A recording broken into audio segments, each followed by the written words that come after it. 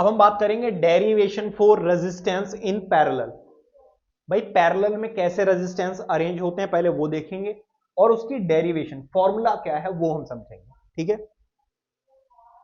जरा देखिए, let three resistances R1, R2 and R3 are connected in parallel across supply potential V. Let I1, I2 and I3 current passes through the resistances R1, यहां पर R1 भी आएगा, R1, R2 and R3. Then पहले एक बार diagram बना लेते हैं। ठीक है, क्या कहना चाह रहे हैं जरा समझिए। भाई मान लीजिए ये है बैटरी, ठीक है, इस तरीके से, और यहां पर 3 रेजिस्टेंसेस लगा दिए गए हैं कुछ इस प्रकार से।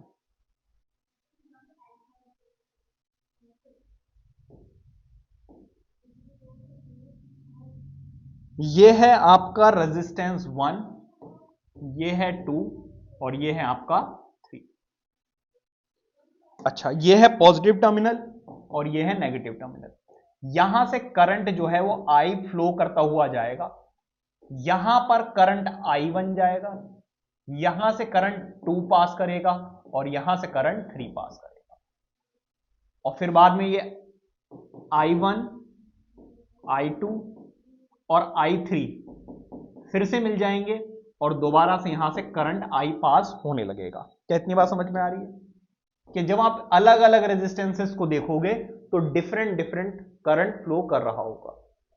अब यहां पर मैं बात करूं तो पहला टर्मिनल ये है और दूसरा टर्मिनल ये है।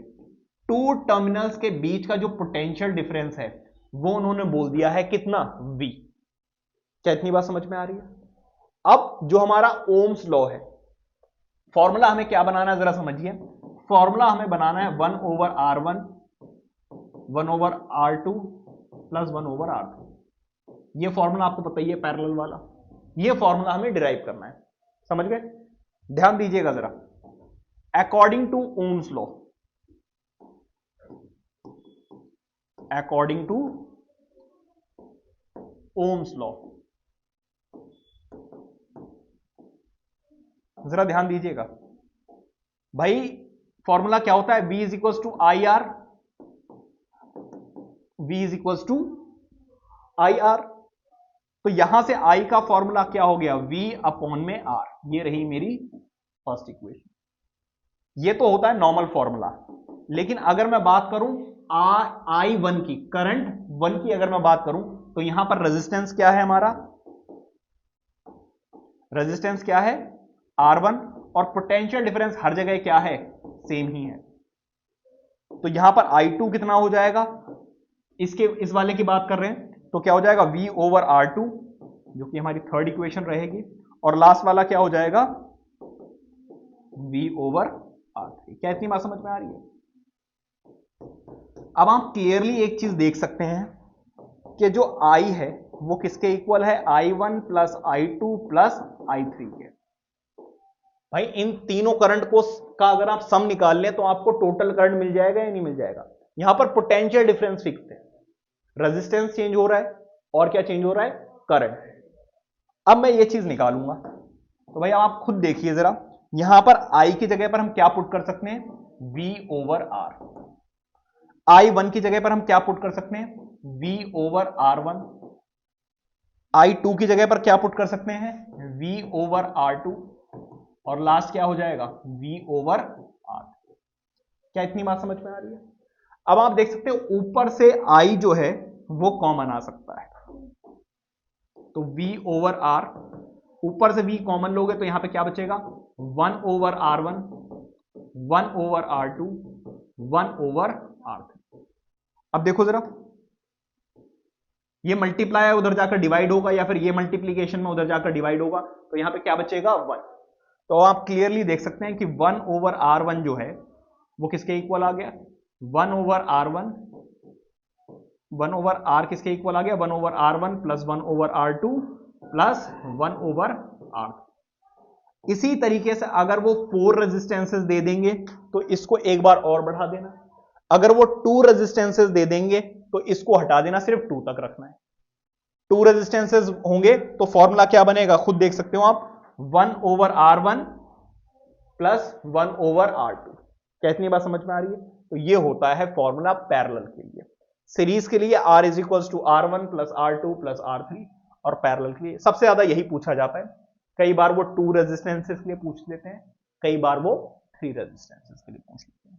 ठीक है, क्लियर हो गई बात ही नहीं? तो ये है आपकी derivation of 4 resistance in parallel, और ये वाला फॉर्मूला यूज होगा जब पैरेलल में अरेंज होंगे तब। ठीक है, अब आ जाइए कैरेक्टरिस्टिक्स। अगर कोई भी रेजिस्टेंसेस पैरेलल में अरेंज्ड हैं तो क्या कैरेक्टरिस्टिक्स होंगी, जरा ध्यान दीजिएगा। इन parallel combination potential difference across each resistance is same. अभी हमने देखा पोटेंशियल डिफरेंस क्या रहता है, सेम, V जो है वो सेम रहेगा, is equal to supply potential. ठीक है, अच्छा, यहां पर करंट जो है वो इनवर्सली प्रोपोर्शनल है किसके, रेजिस्टेंस के। In parallel combination current passing through each resistance is inversely proportional to resistance. अभी तो हमने देखा I is equal to V upon में R, और मैंने कई बार आपको बताया हुआ है अगर कोई चीज न्यूमरेटर में है तो डायरेक्टली प्रोपोर्शनल, और अगर डिनोमिनेटर में है तो फिर इनवर्सली प्रोपोर्शनल। और यहां पर देखो पोटेंशियल डिफरेंस क्या है भाई, कांस्टेंट की तरह काम कर रहा है, तो current is inversely proportional to resistance. ठीक है, इसीलिए I जो है वो किसके इक्वल आया, I1 plus I2 plus I3। So in parallel combination supply current is equal to the sum of the current passing through individual resistances. ठीक है, और इसी फॉर्मूले का यूज करके हमने निकाला है। अच्छा जरा देखो, इन parallel combination of the reciprocal of the combination resistance is equal to the sum of the reciprocals of each resistance। वो कह रहे हैं जो टोटल रेजिस्टेंस का रेसिप्रोकल है वो किसके इक्वल है, sum of the reciprocals of the resistances arranged in parallel. समझ आ रही बात ये नहीं, पैरेलली जो अरेंज है उन सभी के रेसिप्रोकल का सम विच इज दिस। ठीक है, अच्छा, अब आप मेरी बात ध्यान से सुनना, थोड़ा दिमाग लगाना पड़ेगा। मान लीजिए एक ये रेजिस्टेंस है,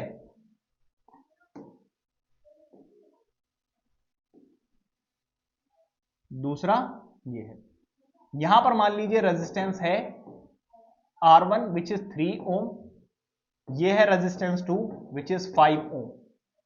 अब जरा देखिए 1/R किसके इक्वल होगा, 1/R1 प्लस 1/R2।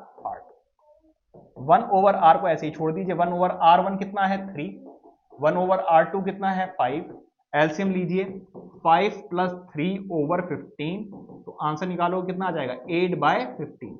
ये रेसिप्रोकल है, अगर इन दोनों का रेसिप्रोकल करोगे तो R की वैल्यू कितनी आ जाएगी 15/8, which is approximately equal to 1.9 something.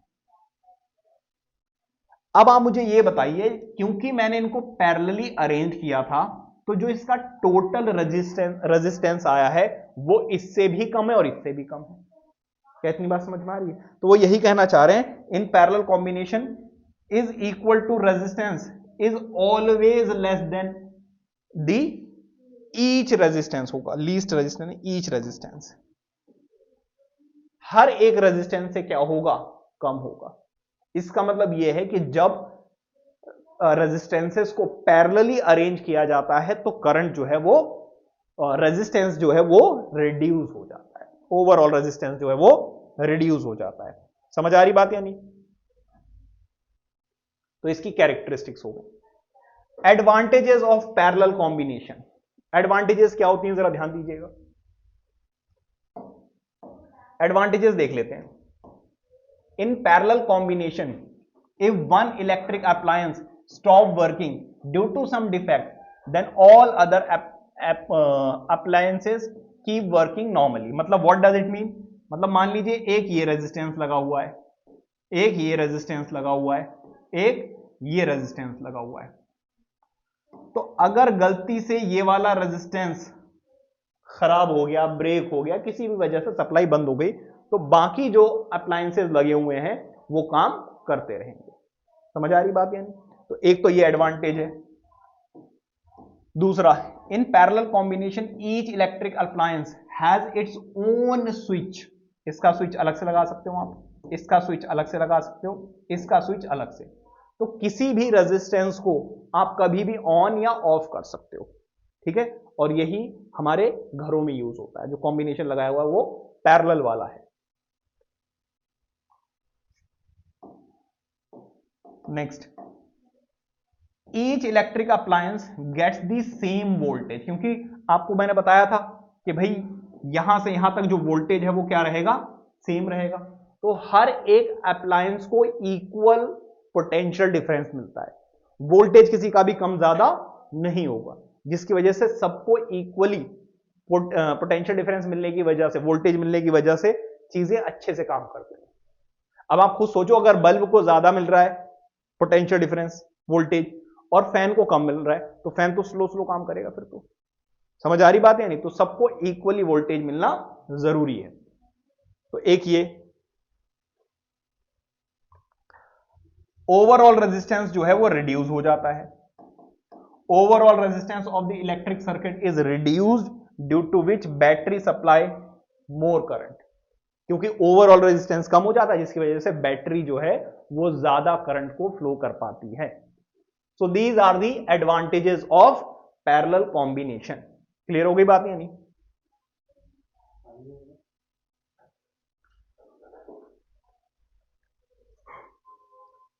अब बात करेंगे डिसएडवांटेजेस ऑफ पैरेलल सर्किट। अगर पैरेलली अरेंज्ड है तो क्या होगा, there could be risk of fire in some causes. ठीक है, एक तो फायर का फंडा पड़ सकता है, ठीक है, क्योंकि हर जगह पोटेंशियल डिफरेंस जो है वो सेम है, ठीक है, करंट कम ज्यादा फ्लो कर रहा है, तो यहां पर जो रिस्क है फायर का वो ज्यादा है। ठीक है, मान लीजिए एक जगह लग गया, करंट ज्यादा फ्लो हुआ, मतलब मान लीजिए ऐसे समझिए, एक यहां रेजिस्टेंस लगा हुआ है, एक यहां लगा हुआ है, एक यहां लगा हुआ है, पीछे से ज्यादा करंट आ गया तो इसको भी ज्यादा इफेक्ट करेगा, क्योंकि अभी भी सर्किट कंप्लीट है, तो इसको भी इफेक्ट कर सकता है और इसको भी इफेक्ट कर सकता है। समझ रहे हो ना? वही अगर ये सीरीज में लगे हुए होते, ये बर्न कर जाता, सर्किट इनकंप्लीट हो जाता और बाकी रेजिस्टेंसेस बच सकते थे। समझ आ रही बात? यानी if multiple power sources are connected in parallel to the same signal power, अगर डिफरेंट सोर्सेस ऑफ पावर को कनेक्ट कर दिया जाए सेम से, तो फिर फायर के चांसेस ज्यादा हो जाते हैं। ठीक है, तो ये आपका डिसएडवांटेज है। अच्छा, practical applications use of parallel combination, ये कहां पे यूज होता है, प्रैक्टिकली कहां पे यूज होता है पैरेलल वाला? तो भाई सबसे ज्यादा इंपॉर्टेंट तो आप देख सकते हैं डोमेस्टिक वगैरह में, ठीक है, हाउस होल्ड वगैरह में इसी का यूज होता है। Parallel combination are use for independent operations of all the electrical devices in offices, homes, factory, industries etcetera.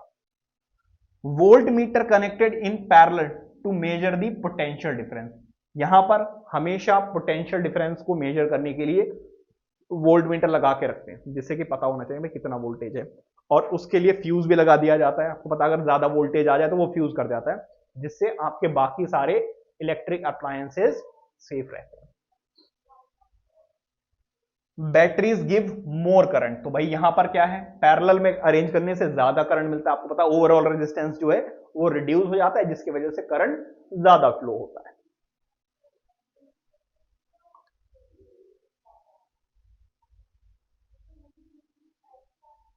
कुछ इंपॉर्टेंट इंफॉर्मेशन है, जरा देखिए। अगर आप चाहते हैं कि रेजिस्टेंस बढ़ जाए तो चीजों को आप किसमें अरेंज कर दीजिए, सीरीज में। To increase the total resistance in circuit, resistors are connected in series. दूसरी चीज, डिक्रीज करने के लिए कैसे लगाए जाते हैं, पैरेलल में लगाए जाते हैं। ठीक है, क्योंकि फॉर्मूला आप देखिए ना, सीरीज का फॉर्मूला क्या है, R is equal to R1 plus R2 plus R3 etcetera, और यहां पर है इसके रेसिप्रोकल्स होने की वजह से ओवरऑल रेजिस्टेंस जो है वो रिड्यूस हो जाता है। समझ आ रही बात है?